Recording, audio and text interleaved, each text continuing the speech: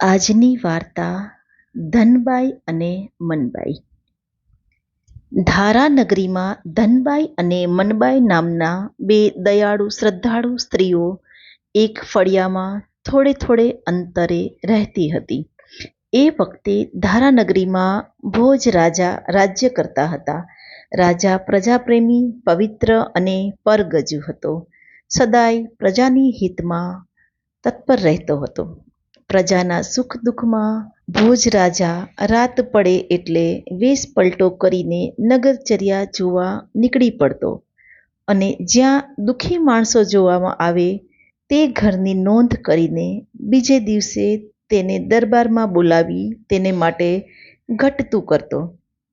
ભોજ રાજાનું આવું પરગજુપણું જોઈ પ્રજા તેને પ્રભુતુલ્ય માનતી હતી.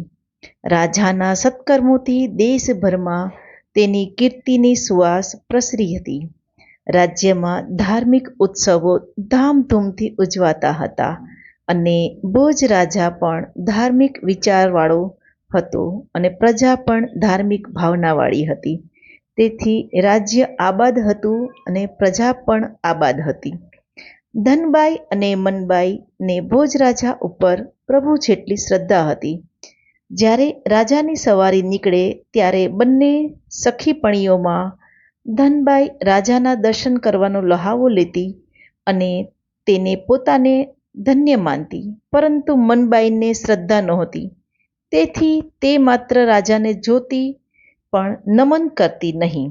એક વેળા પવિત્ર પુરુષોત્તમ માસ આવ્યો અને શ્રદ્ધાળુ સ્ત્રી પુરુષોએ વ્રત નિયમ લીધા. નગરમાં ભક્તિભાવ ઉભરાયો. એમાં ધનબાઈ અને મનબાઈ પણ પુરુષોત્તમ મહિનાનો ભાવથી નહાવા લાગ્યા, દેવ દર્શન જવા લાગ્યા અને યથાશક્તિ દાન કરવા લાગ્યા.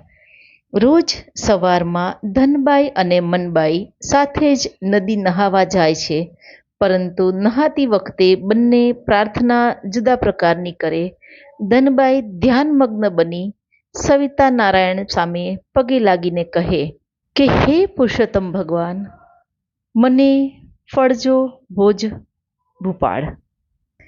ધનબાઈ ભોજરાજ ઉપર શ્રદ્ધા હતી, તેથી તે રાજા ફળે એવી પ્રાર્થના હંમેશા કરતી.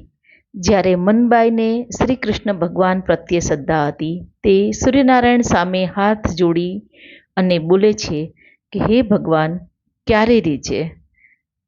તેનું કંઈ કહી શકાય નહીં, પરંતુ ભોજ રાજા તે પ્રત્યક્ષ હોવાથી પ્રસંગ ઉપર તે રીઝે અને તેનું ફળ મળે. આવી શ્રદ્ધાથી ધનબાઈ પ્રાર્થનામાં એવું કહેતી કે મને ફળજો ભોજ ભૂપાળ. ધનબાઈ અને મનબાઈ રોજ નદીએ જે જગ્યાએ સ્નાન કરતી હતી તે જ જગ્યાએ નિયમિત રાજાની વિશ્વાસુ દાસી પણ સ્નાન કરવા આવતી હતી.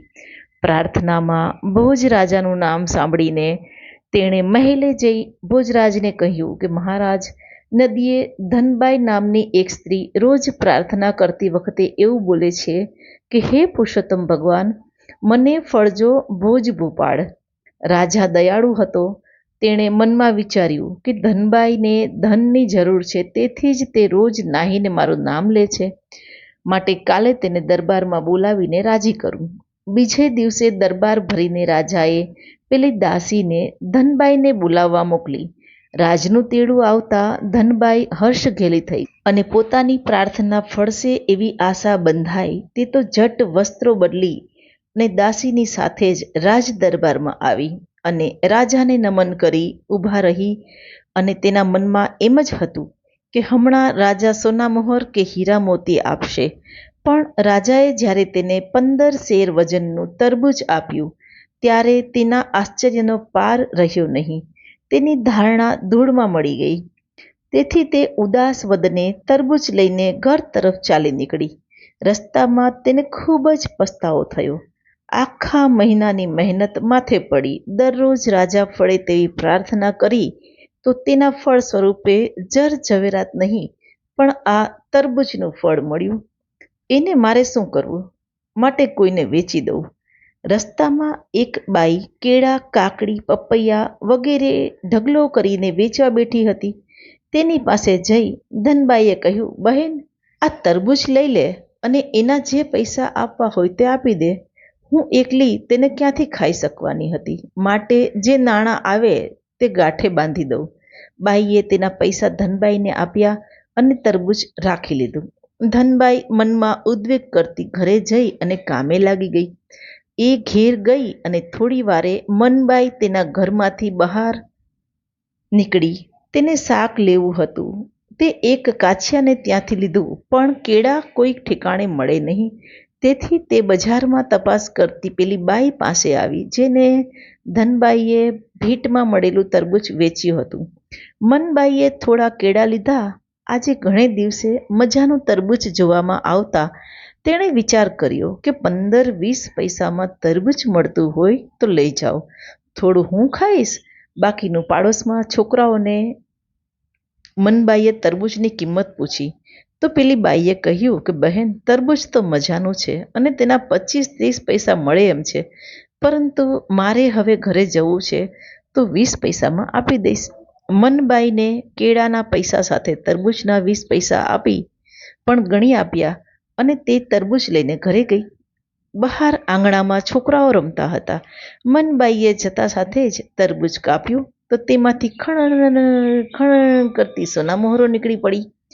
મનબાઈના આશ્ચર્યનો પાર નહીં. તરબૂચમાં તો બિયા હોય, સોનામોર ક્યાંથી હોય? જરૂર આજે મને પુરુષોત્તમ વ્રતનું ફળ મળ્યું. પુરુષોત્તમ ભગવાન મારા પર પ્રસન્ન થઈને ફળ્યા છે અને તેના ફળ તરીકે આ તરબૂચના ફળમાં સોનામહોરો આપી છે. વાહ ભગવાન, તારી લીલાનો પાર નથી. તારી કૃપાથી આજ મુજ રંકનું ભાગ ઉઘડી ગયું. મારે બ્રાહ્મણો જમાડવા હતા અને હું ધન વગર મૂંઝાતી હતી, તો પ્રભુ તે ખરે ટાણે લાજ રાખી. મનબાઈએ તે પછી સોનામહોરો ગણી જોઈ તો 125 હતી. તેમાંથી એક સોનામહોર વટાવી તે બધી સામગ્રી લઈ આવી અને બીજે દિવસે ઘણા બ્રાહ્મણોને સારી પેઠે જમાડ્યા અને સારી દક્ષિણા આપી રાજી કરી અને વિદાય કર્યા. બ્રાહ્મણોએ આજે સારી દક્ષિણા મળી હતી, તેથી તેઓ મનબાઈની જય, મનબાઈની જય બોલાવતા હતા. રાજાની સવારી આ વખતે રસ્તામાં ઊભેલી હતી. રાજાએ મનબાઈની જય, મનબાઈની જય સાંભળ્યું અને તે આશ્ચર્યમાં પડી ગયો, કારણ કે પોતે તો ધનબાઈનું દુઃખ ટાળ્યું હતું. પછી એ માટે રાજાએ તપાસ કરી તો ધનબાઈ તરફથી જાણવા મળ્યું કે તરબૂચ એક બાઈને 15 પૈસામાં વેચી દીધું હતું અને તે બાઈ પાસેથી મનબાઈએ તરબૂચ વેચાતું લીધું હતું. એટલે મનબાઈને સોનામહોરો મળી હતી અને તેના પ્રતાપે તેણે બ્રાહ્મણ જમાડ્યા. એટલે બ્રાહ્મણો જમીને મનબાઈનો જયકાર બોલાવતા હતા. ધનબાઈએ આ વાત જાણી અને તેને ભાન થયું કે પોતે પુરુષોત્તમ પ્રભુને પ્રત્યે શ્રદ્ધા રાખી અને ભૂપ ભજ્યા. તેથી આમ થયું. ત્યારથી તેણે દરેક અધિક માસ પૂર્ણ ભાવથી પુરુષોત્તમ પ્રભુને ભજવા માંડ્યા અને પ્રભુ પ્રસન્નતાથી તેનું દુઃખ દરિદ્ર ટળી ગયું. અધિક માસ આખો ભજે પુરુષોત્તમ ભગવાન. શ્રદ્ધા પૂરી હોય તો મળે દેવ વિમાન. શ્રદ્ધાનું બળ અપાર છે. શ્રદ્ધા ફળ્યા વગર રહેતી નથી. શ્રદ્ધાથી પ્રભુને ભજો. આમ મનબાઈને પુરુષોત્તમ વ્રત ફળ્યું અને તેનો જય જયકાર બોલાયો. હે પર્ણ પુરુષોત્તમ પ્રભુ, જેવા મનબાઈને ફળ્યા તેવા વ્રત કરનાર સહુ ભક્તજનોને ફળજો. બોલીએ શ્રી પૂર્ણ પુરુષોત્તમ ભગવાનની. જય